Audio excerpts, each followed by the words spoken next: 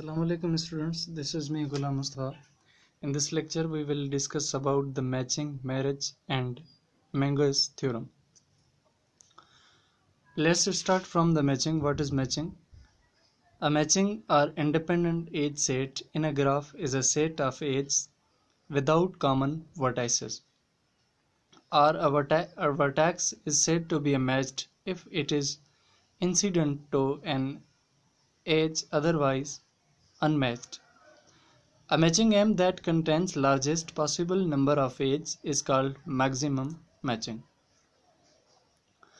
What is maximum or maximal matching? A maximal matching is a matching M of a graph G with the property that if any edge not in M is added to M, it is no longer a matching. A matching M of a graph G is a maximal if every edge in G has a non-empty intersection with at least one edge in M. The example of maximal matching is these are the three graph, and these graph shows the maximal matching in a graph. The maximal matching, it is also known as a maximum cardinality matching. It is matching that contains the largest possible number of edges. The number of edges in the maximum matching of G is called its matching number. This is a graph. The matching of this graph is M1 and M2, so the number of matching of this graph is 2. And another term used in matching, this one is perfect matching. A matching M of a graph G is said to be a perfect matching if every vertex of a graph G is incident to exactly one edge of the matching M. Just like degree of V is 1 and for all V belongs to that vertex. Every perfect matching of a graph is also a maximum matching of a graph because there is no chance of adding one more edge in a perfect matching graph. And the example of the perfect matching is this is a graph G and M1 and M2 are the matchings of the graph. So the maximal or perfect matching of this graph is 2. The definition of the maximum matching is just like we have a G is a graph, is a finite undirected graph. Here in the matching, the graph should be undirected, not a directed graph. So the number of vertices and M shows the number of edges. A matching M in G denoted by G, A written in order pair is a subset of its edges such that no two meet the same vertex. And M is a maximum matching if no other matching in G contains more edges than M. A maximum matching is not necessarily unique. Given the set G, M, a vertex is exposed if it meets no edge in M. This is a graph and the matching of this graph is M is the matching, and so the finally maximum matching of this graph is this one. Third graph shows the maximum matching. The theorem which is related with the matching known as the Burke's theorem. Burke's theorem given by Burke in 1957. The statement of the theorem is that a matched graph G, M has an augmenting path if and only if M is not maximum. The example of this statement can be explained graphically as these are the vertices V1, V2, V3, V4, V5 and 6. Here the matching V1 to V2 and the V5 to V4. This is a path and shows the maximum matching in the graph. So in another example, another graph for that statement having the vertices V1 up to V6. This is a unique maximization or maximum of a graph or not. How we can know that this is unique or not? So if there is a possible number of, if there is a greatest possible number of matching in a graph, then it is unique, otherwise it is not a unique. An exponential algorithm we use to find the matching exhaustively search for an augmenting path starting from an exposed vertex. If we have a bipartite graph, then what is the maximum matching of the bipartite graph? Let it is denoted by O of nm, and for all V belongs to A is a subset of A is a non-empty set, contains the vertex, and its V is a exposed loop. Search for simple alternating path starting at V. If path P ends at the exposed vertex U belongs to B, then P is an augmenting path. Update M. End for current M is maximum, no more augmenting path.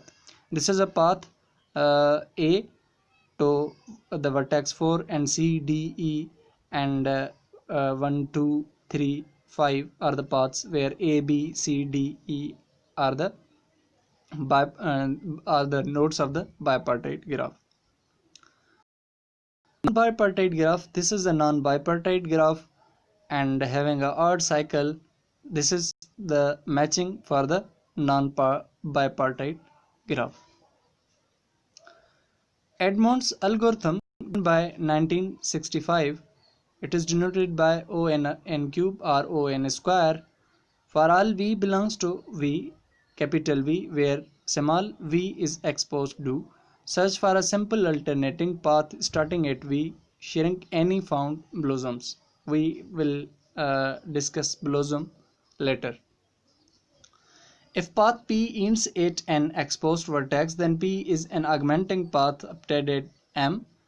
Else, if no augmenting path found, then ignore V in future search. And if end for current M is maximum, no more augmenting path. Complexity, it can be written as O(n) of 4. So matching 4 is 4 for that statement can be written as, this is a matching for the Edmonds algorithm. This is an example, same example for the matching 4, and having bipartite 1 is 5, 6 and 7 are the bipartite 1, and B2 is also, B2 contains also the bipartite of B1, 8, 9 and 5, 6, 7, 8 and 9. A matching in an undirected graph G is a set of pairwise disjoint sets. A perfect matching consumes saturates all G's vertices, also called the complete matching. KNN has n factorial perfect matching. The proofs are remaining for you, and to prove these statements that why the K complete graph NN has n factorial perfect matching and K2n plus 1 has no perfect matching. Why? What are the reasons behind it? And K2n has 2n factorial over 2 raised to n over n into n factorial perfect matching. But why? Since m dash is greater than m, there is matching m dash. These are the two matchings. One is m dash and other one is m. M dash greater than m. There is an edge alternating path with more edges of m dash. Then consequently, there is an m augmentation in G. We use the Hall's condition or Hall's matching condition to identify the matching. Why applicants apply for X jobs. We are starting from an example of the Hall's matching condition. Let Y applicants apply for the X job where Y are greater and greater than X. Each applicant applies for a few jobs. Can all the jobs are assigned, so X and Y can be written in graphically in this form. The neighbors in Y of S is subset. It can be written as n of S is greater than or equal to S is a clearly necessary for a matching saturating X. The theorem Hall given by in 1935, if G of X, Y is a bipartite, then G has a bipartition saturating X. If the n of S greater than or equal to S for all X, for all S should be subset of the X. Proof of this theorem is sufficiency. Let M be maximum and for each S is a subset of X. There is n of S greater than or equal to S. Let X be not saturated. There exists therefore U belongs to X, not M saturated. We will find S contradicting the theorem's hypothesis that X is a U and Y. So the graphically t is equal to the set Y. X and Y are the two bipartition, and S contains S and T contains Y. So and also number of S can be written graphically as. Let S is subset of X and T is subset of Y be reachable from U by M. Alternating paths, we claim that M matches T with S to U. The path reach Y by H not in M and X by M H. Since M is maximal, every Y belongs to T extends Y M to A. Vertex in S also S to U reached by M from T. Therefore, T can be written as the path S to U is should be equal to the S minus 1. The matching between T and S to U implies T is subset of N of S. In fact, T is equal to the N of S if there was an edge between S and A vertex and Y belongs to Y minus T. It could not be in M, yielding an alternating path to Y contradicting Y does not belongs to T. Therefore, the above description mathematically can be written as N of S is equal to T and S minus 1 is less than S, a contradiction. It is also a contradiction. If for X is equal to Y, Hall's theorem is the marriage theorem proved originally by Frobenius in 1917 for a set of n men and n women. If also every man is compatible with k women, vice versa, there exists a perfect matching of a compatible pairs, perfect matrimonial. The corollary for the marriage theorem is every k regular bipartite graph k greater than 0 should be has a perfect matching. Let's prove this corollary. Let xy be the bipartite counting edges from x to y and y from y yields k of x or k of y are equal any constant multiplied by these two partition x and y. It can be also written as x is equal to y. These two partitions are equal. Showing that Hall's theorem condition are satisfied is sufficient as a matching saturating x of y will be perfect. Consider an arbitrary set S is subset of X. The number M edges connecting S to Y is M is equal to a constant K of S and those M edges are incident to N of S. The total number of edges incident to N of S is K N of S. Therefore M should be less than or equal to K N of S. We thus obtain K of S is less than K of N of S is greater than M, satisfying Hall's theorem condition S should be less than or equal to N of S. Minimum and maximum dual theorem also we use in matching. Can something be said on whether a matching is maximum when a complete matching does not exist? Exploring all alternating paths to find whether or not there is an M augmentation is hopeless. We rather consider a dual problem that answer it efficiently. For that purpose we use dual problem. Definition is that a vertex cover of G is a set S of vertices containing at least one vertex of all G's edge. G dash edge, we say that G's dash vertices cover G's edge.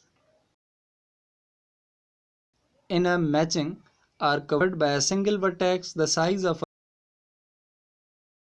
a cover maximum matching size. Exhibiting a cover and matching of the same size will prove that both are optimal.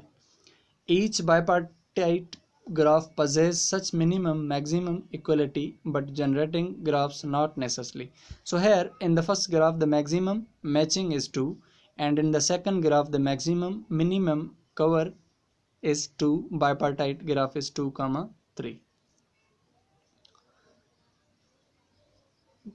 Koenig in 1930 and Egerberry 1931 given a theorem about the maximum and minimum matching. If GXY is a bipartite, the size of maximum matching and minimum vertex cover are equal.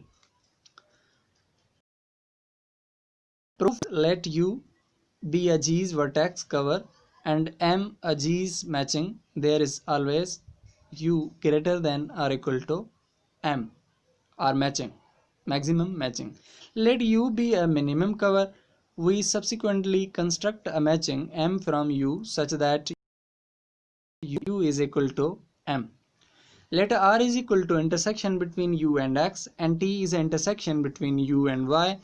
Two bipartite subgraphs H and H dash are induced by union of the R and Y to T and union of the T with X to R respectively. This is a matching condition. If a bipartite graph G is AB has a matching of A, then n of S should be greater than or equal to S for all S is a subset of A. Already we have discussed the Hall's theorem, and the statement of theorem is let G be a bipartite graph with set in G has a matching of A if and only if n of S greater than or equal to S for all S is a subset of A. Take an example about the Hall's theorem. Suppose you deal 52 regular playing cards into 13 piles of 4 cards each. Prove that you can always select one card from each pile to get one of each of 13 card values S, 2, 3 up to 10, Jack, Queen and King. Solution of this problem by using the concept of Hall's theorem, Hall's marriage theorem. Doing this directly would be difficult, but we can use the matching condition to help. Construct a graph G with 13 vertices in the set A, each representing one of the 13 cards values and each representation one of the 13 piles drawn an edge between a vertex A that belongs to the capital A to a vertex B which belongs to the capital B. If a card with value A is in the pile B, for a matching of A, each value needs to be found in the pile exactly once. We will have a matching if the matching condition holds. Given any set of card values, a set S, let S is a non-empty set and subset of A, we must show that n of S is greater than or equal to S. That is the number of piles that contains those values is at least the number of different values. But what if it was not? Say let's suppose S is K, and if n of S is less than or equal to K, then we say S is equal to K. If n of S is equal to K, then we would have a fewer than 4K different cards in those piles, since each pile contains 4 cards. But there are 4K cards with the K different values, so at least one of these cards must be in another pile, a contradiction. Thus the matching